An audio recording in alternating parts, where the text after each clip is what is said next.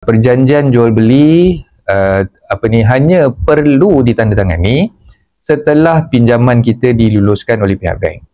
Okay. Sebab bila saya buat posting sebelum ni, ada yang mempersoalkan tentang mana boleh buat pembiayaan perumahan, mana boleh buat permohonan kepada pihak bank selagi dokumennya tak disign lagi.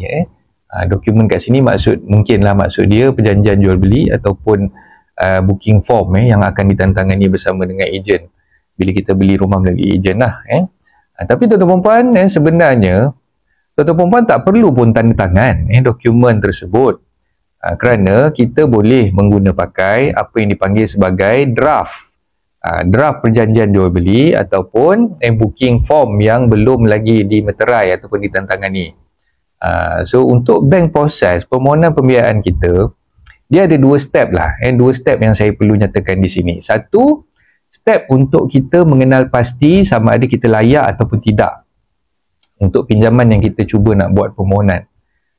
So step yang pertama ni sebenarnya tuan-tuan puan tak perlu nak tanda tangan apa-apa dokumen untuk mengesahkan yang tuan-tuan puan dah beli rumah tersebut.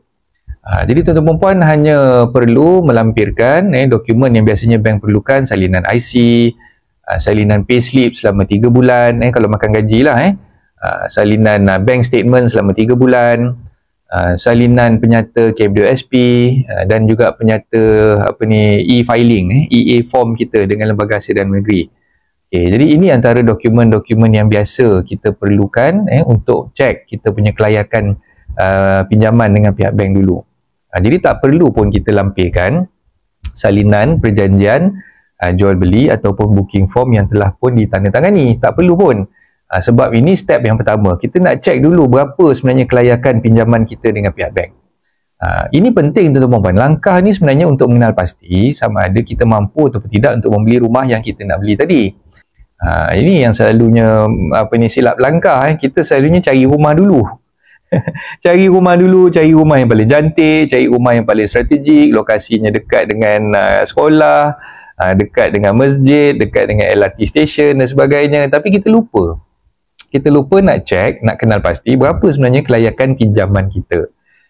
Penat aja kita dah cari-cari rumah apa semua tu, tiba-tiba submit kat bank, bank reject sebab loan kita hanya layak untuk pinjam 200,000 dan ke bawah. Itu saja yang paling tinggi yang kita boleh dapat.